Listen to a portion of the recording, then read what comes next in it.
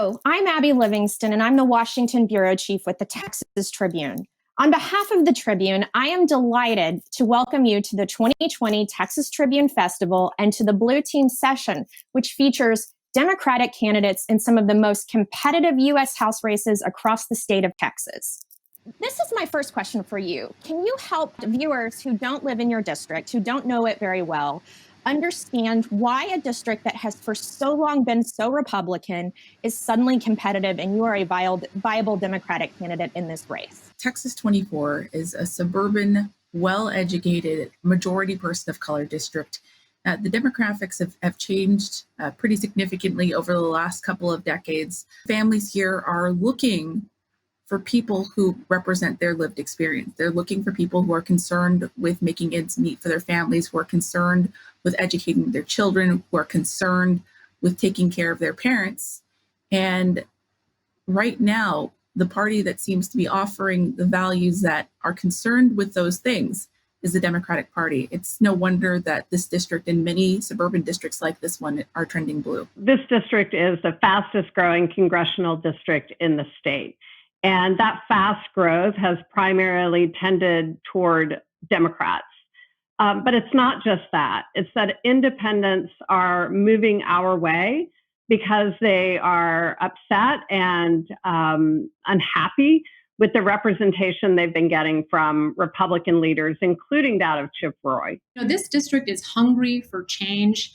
You mentioned just how large this district is, 29 counties. But Abby, 18 counties of those have 3 or less doctors. 3 counties have no doctors. And so, it was a community that was medically underserved in so many ways before this pandemic and economic crisis, and is really, suffering quite a bit throughout that. So leadership is really the key to making sure we get over this. I look forward to providing that as the next representative from this district.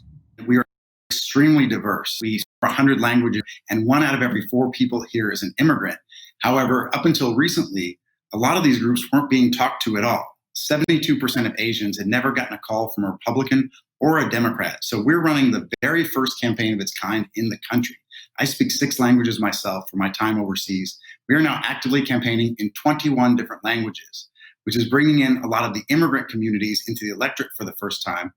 And then at the same time, a lot of people who may have voted Republican before are not feeling comfortable with the direction that the party is taking them. They want responsible leadership that can deal with problems like the coronavirus. And so people of all sides of the political spectrum are actually coming over into our camp and are supporting this campaign. And that's what you've seen in huge numbers out here in the suburbs. If you are elected to Congress, what are you going to urge Speaker Pelosi, if she is still the speaker, to move on specifically? Because sometimes there's things that don't get through and there's a lot of hard feelings over that sort of thing. Right now, what I'm seeing going through Congress is actually pretty remarkable. So what I would be pushing for I would be pushing for a lot of the same things I'm seeing: a substantial campaign finance reform, making sure that people have access to the polls, making sure that our USPS is funded to do the job that it's supposed to do, and making sure that families get the relief that they need.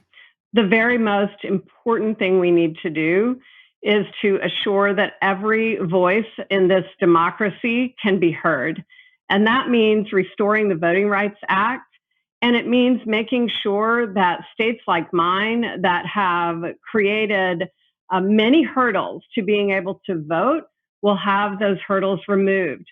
It also means a fairer, more nonpartisan redistricting process so that we don't have the gerrymandering that has resulted in representatives picking their voters instead of the other way around. And unless and until we can do something about that, all of the other things that I care about won't be able to be accomplished. Healthcare. This is, we're the most uninsured state in the country. This is a part of the state that is so medically underserved. I mean, so many communities in this district, Abby, were not able to quickly transition to online learning, much less telehealth or telepsychiatry. Case in point, there were communities, especially our border rural communities, to which military medical teams had to be deployed because those communities were so overwhelmed with the number of COVID-19 cases. There's two basic things that we have to deal with right now. And one is a focus on science. What I mean by that is that we have to control the spread of the coronavirus. It is affecting our health, it is affecting our economy, it's affecting the education of our children. And we have to listen to experts. We have to put evidence over ideology. And so that is the defining line right now. And then the second thing is that we need to combat this kind of division, this anger, hatred, bigotry that is spreading across this country. The way to do that is with more inclusion. Do you support Medicare for all? And if not, what do you see as the solution to healthcare problems in this country? Well, first of all, I think Democrats overwhelmingly agree that we need a system of healthcare that's going to assure that every single person has the opportunity to access it.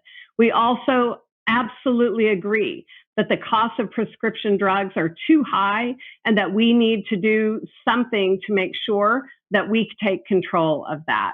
But what those particular solutions look like are the areas where we're going to have to find agreement along the way. My particular belief is that building upon the Affordable Care Act and the success of that is an important place to start.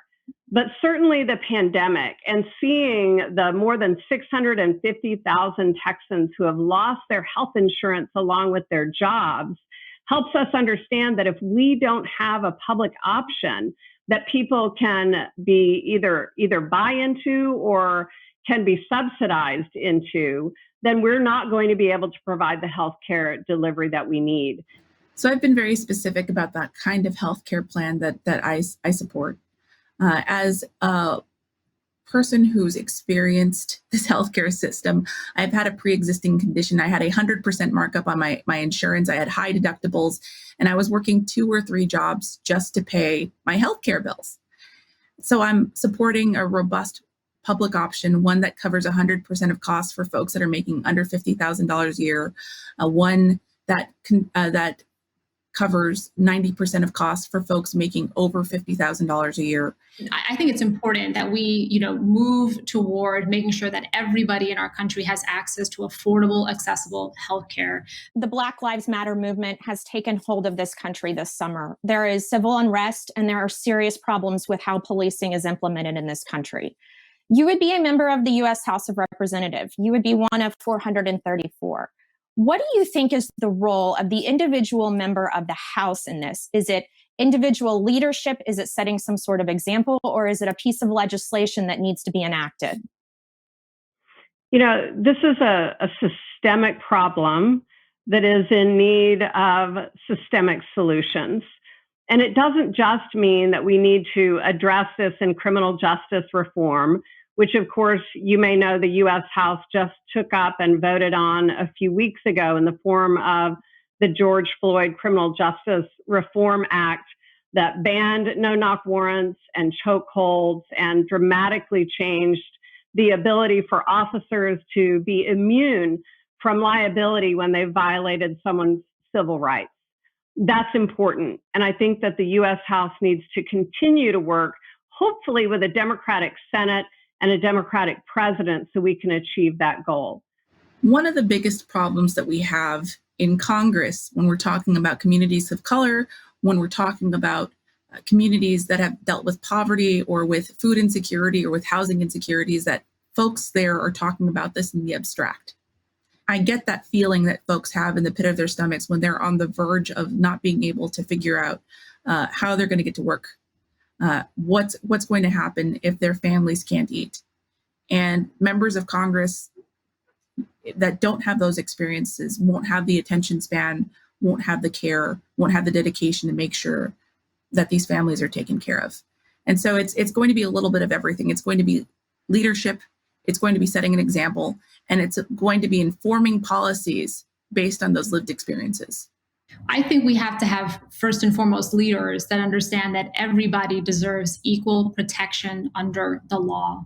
That has to be the starting point. Everyone has to have a fair shake, regardless of the color of their skin, regardless of how much money they make, regardless of what side of town they grew up on. I think it's so important that as we move forward, we work with law enforcement, we work with our community leaders, our stakeholders to make sure that our communities are as safe as possible. You have to be able to trust the people who are responsible for protecting your life and your safety. And so what that means is some common sense reforms, like making sure that we have body cameras on our police officers, like making sure that we have training so that people understand that cultural differences in areas that they're supposed to police, they understand what implicit bias is. Do you support a pathway to citizenship? And what would you do to move on your position on immigration? I do support a pathway to citizenship, and I do support making sure that when we talk about immigration, we talk about actually protecting the country. We talk about actually strengthening our economy, and not security theater and not economic theater that doesn't actually result in better strength here. I think it is doable. And I think it's doable because we've all been witness to what looks like when there's been an aggressive, anti-immigrant president in the White House, and Republicans who have gone right along with him and believe alongside him that somehow we are less than, not greater than, because of our diversity. And yes, it means we should have a path to citizenship. Well, this is personal for me. I'm a first-generation American, and my mom reminded my younger sister and I every single day just how lucky we were to be born in this country. I will always understand immigration as something that is foundational to who we are as a country, and is key to making sure that we are addressing the gaps in our workforce, and a key way in which we can make sure that we don't leave communities behind. We know that these folks are part of our communities. They're hardworking. They're more American than they are anything else. And people agree across my district that we need a pathway to citizenship for DACA recipients. But we also need to make sure that our immigration system works. So what does that mean? It means that we enforce our labor laws. It means that we don't allow employers to undercut labor laws and then put the most vulnerable people, the people who are seeking out those opportunities, make them bear the brunt of this punishment. We have to have people who are responsible. So you mentioned the pandemic. You're sworn in early January if you win. And I'm just imagining this morning. Typically the swearing in is a group event and everyone raises their hand and is sworn in together. This will probably be different in January on the assumption we don't have a vaccine at that point. And so if there's no vaccine, and maybe even if there is, how will the federal response look differently to your district if you are the representative? Well, the first thing that will happen is that we will have leadership that puts science foremost in our decision making about how we keep our communities safe. That's not what's been happening. And the failures of the Trump administration and representatives like Chip Roy have demonstrated that when we put politics first, people's lives are at risk. And it isn't just our health that's at risk, of course, it's our economy. So beginning by putting our public health expertise first, making sure that we're providing robust and rapid return testing, because we will never get this pandemic under control without a vaccine unless and until we can be able to identify it and quickly act to make sure that people are isolated from us and they don't continue to transmit this disease. When I get there in January, I'm going to be working very hard to strengthen the chorus of voices that are calling for relief for families, for small businesses. I want to have people who are there talking about what our schools need, what our localities need. I feel like there's this really strange disconnect between people who are living in Washington and those communities that they've been tasked to serve. They may not have spent as much time in their districts as they used to. And so I'm looking forward to bringing a fresh voice to Congress to make sure that that connection to the American people, that connection to Texans remains. There have been many experiences where I've thought that, the approach wasn't exactly as holistic as it could be. And so it left people behind, right? That is what we cannot afford to do in this moment in time. Again, as this pandemic and economic crisis has disproportionately affected communities of color, of women. And so I'm still going to be as committed to closing the gaps between our urban and rural communities, for example, to protecting and expanding the ACA, for example. And so it's got to be cognizant of the different experiences in this congressional district. And I look forward to working with leaders on the ground to ensure that that's in fact the case. Personal protective equipment for everyone, for all of our frontline healthcare workers. We have so many of them right here in our district who go to work every day in the Texas Medical Center, and this has been a big problem all year long. Secondly, we need to make sure that we have universal testing, and it needs to be rapid results. If you take a test today, but you don't get back the results till 7 or 10 days later, that doesn't help you if you're trying to go back to work. And that's what we need in order to get our people back to work. Third, small businesses have been crushed by the coronavirus pandemic. 1 out of every 6 small businesses have failed this year, and they're bearing the burden of this. We need to make sure we give them access to capital, loans, startup tax, scale up quickly once we get past this period of the pandemic. But the biggest thing is that we have to listen to experts. We have to listen to our scientists, our doctors, not attack them. And we have to put evidence above ideology, treat this like the national emergency that it is, and come together.